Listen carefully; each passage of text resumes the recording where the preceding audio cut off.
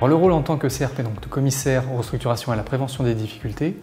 est de suivre les entreprises et de détecter les entreprises de plus de 50 salariés, principalement dans le domaine industriel, et de suivre ces entreprises qui sont en difficulté dans le cadre de solutions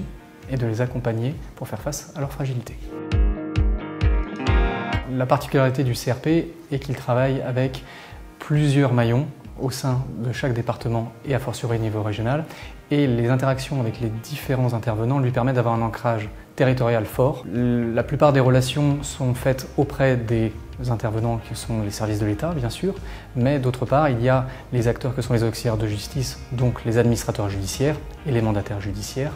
et a fortiori le tribunal de commerce via la cellule de prévention.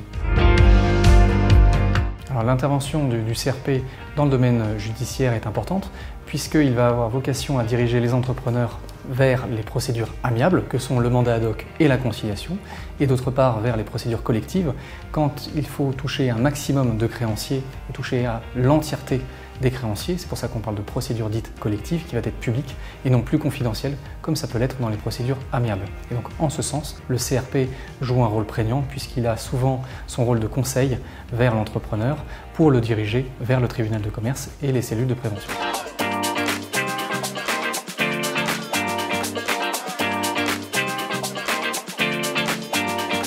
Nous avons des relations extrêmement fluides dans le cadre de toutes ces procédures préventives et judiciaires. D'abord parce que les CRP sont devenus des acteurs incontournables du restructuring et en réalité assez essentiels parce qu'ils sont une interface désormais déterminante avec l'administration pour les sujets qui nous préoccupent et parce qu'ils sont rompus aux procédures que nous pratiquons, préventives, judiciaires, avec au cœur de tout ça une préoccupation sur les nécessités de rapidité qui évidemment commande un peu notre action.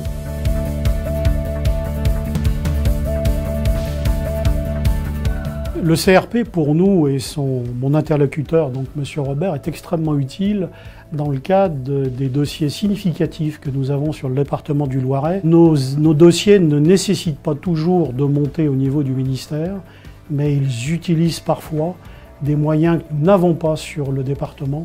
et où il est important d'intervenir au niveau national. M. Robert a cette compétence et peut très souvent, sur des dossiers, en particulier des dossiers qui sont liés aux difficultés du coût de l'énergie, amener des solutions ponctuelles très positives pour la survie de ces entreprises. Le commissaire aux restructurations est un acteur incontournable dans le cadre des missions de prévention parce que sa présence dans les différentes réunions à la fois illustre l'autorité de l'État, est un facteur de consensus entre tous les acteurs qui sont présents, notamment les établissements bancaires, et il répond également à un certain nombre de points techniques qui se posent, notamment dans le cadre des aides de l'État, des restructurations sociales qui peuvent intervenir, et également dans la renégociation des PGE.